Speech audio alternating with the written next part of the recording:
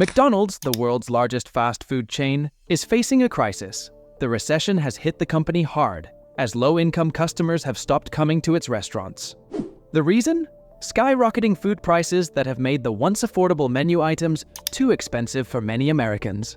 According to McDonald's CEO, Chris Kempczinski, the company has seen a significant decline in customer traffic in response to the high menu prices. With the cost of a Big Mac meal hitting nearly $20 in certain cities, many low-income consumers have opted for cheaper alternatives or skipped eating out altogether.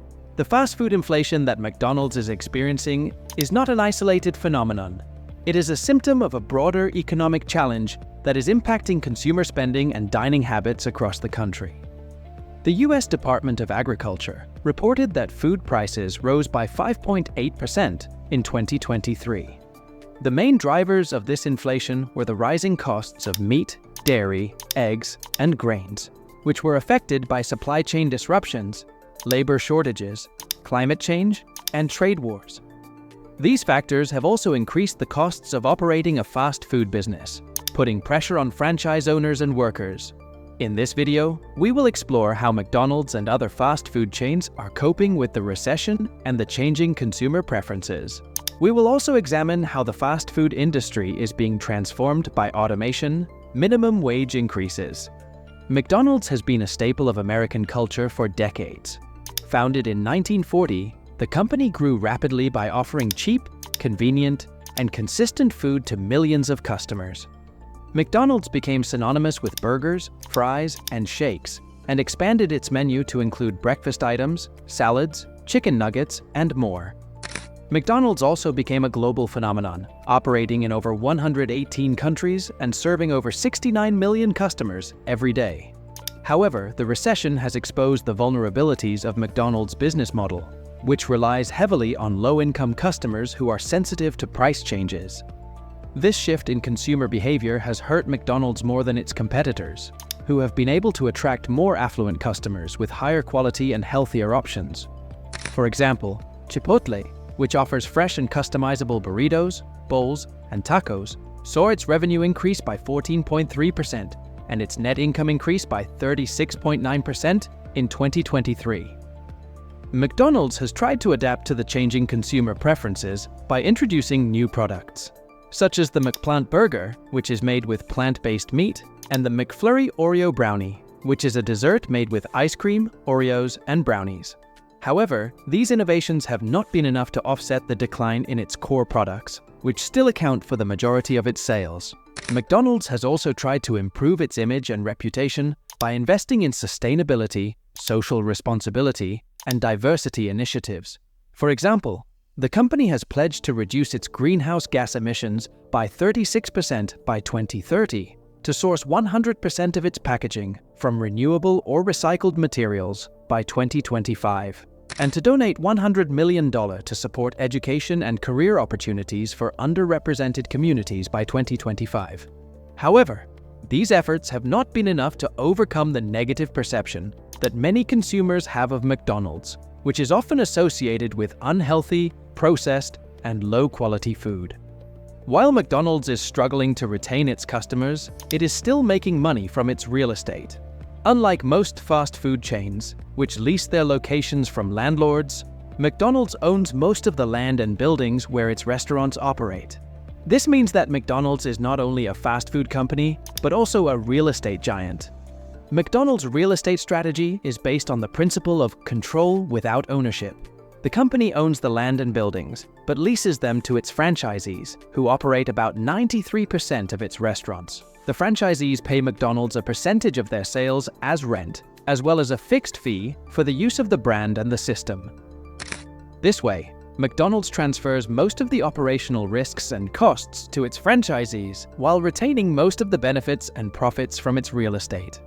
McDonald's real estate portfolio is estimated to be worth over $42 billion, making it one of the largest owners of commercial property in the world. The company's real estate assets generate about 36% of its total revenue and about 50% of its operating income. This means that McDonald's real estate business is more profitable than its fast food business. McDonald's real estate business also provides the company with a competitive advantage and a source of stability. By owning its locations, McDonald's can choose the best and most strategic sites for its restaurants and avoid paying rent to landlords who may increase it or terminate the lease. By leasing its locations to its franchisees, McDonald's can ensure a steady and predictable income stream, regardless of the fluctuations in sales and profits. McDonald's and other fast food chains are turning to automation to cope with the rising costs and the changing consumer preferences. Automation refers to the use of technology to perform tasks that were previously done by humans, such as taking orders, preparing food, and serving customers. Automation can reduce labor costs, increase efficiency, and improve quality and consistency. McDonald's has been a pioneer and a leader in fast food automation. The company has introduced self-order kiosks, mobile apps, and digital menu boards, which allow customers to order and pay without interacting with a cashier. The company has also implemented artificial intelligence, robotics, and cloud computing, which enable the company to optimize its operations, inventory, and marketing. McDonald's is not alone in adopting automation. Other fast food chains, such as Wendy's, Burger King, and Taco Bell, have also implemented self-order kiosks, mobile apps, and digital menu boards. Some chains have gone further, such as Domino's, which has tested autonomous delivery vehicles, and KFC, which has opened a restaurant in Moscow that minimizes contact points and uses digital kiosks for ordering, a contactless automated zone for picking up orders. Automation has many benefits for fast food businesses, but it also poses many challenges and questions. One of them is the impact of automation on workers and employment. According to a study by the Brookings Institution, up to 82% of restaurant positions could, to some extent, be replaced by robots. This could have significant social and economic consequences, as fast food workers are often low-income, young, and minority.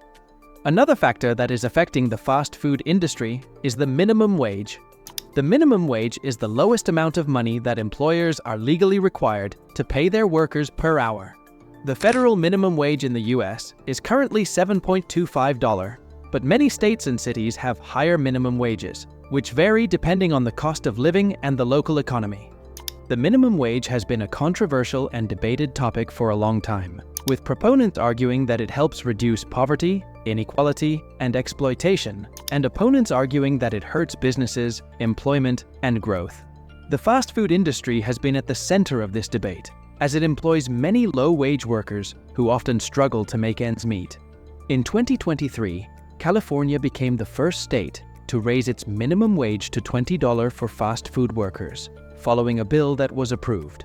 The bill, known as AB 1228, aimed to improve the working conditions and the living standards of fast food workers, who are often exposed to long hours, low tips, and health risks. The bill also included provisions for paid sick leave, health insurance, and safety training. However, the minimum wage increase has also had negative consequences for the fast food industry in California. Many fast food businesses have responded by laying off workers, reducing hours, increasing menu prices, and closing locations. The minimum wage increase has also affected the profitability and the competitiveness of fast food businesses in California. Many fast food businesses have reported lower earnings and higher costs, which have reduced their margins and their ability to invest and expand. Some fast food businesses have also lost customers to other states or other industries, where the minimum wage is lower and the prices are more affordable. The minimum wage increase in California has sparked a national debate on the impact and the feasibility of raising the minimum wage for fast food workers and other low-wage workers across the country. Some advocates have called for a federal minimum wage of $15, which they claim would benefit millions of workers and boost the economy. Some critics have warned that a federal minimum wage of $15 would harm millions of businesses and workers and worsen the recession. The fast food industry is not only composed of large and well-known chains, but also of small and independent businesses, such as fast food franchises, food trucks, and mom-and-pop restaurants. These small businesses play an important role in the fast food industry, as they provide jobs, services, and diversity to the market. However, these small businesses are also facing financial pressures amid the recession and the changing consumer preferences.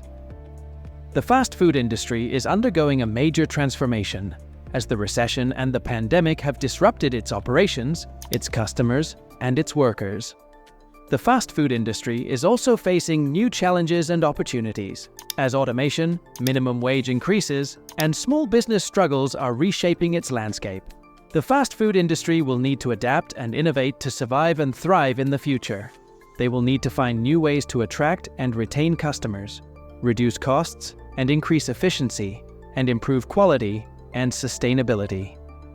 The fast food industry is not doomed, but it is definitely changing. The question is, how will it change, and for whom?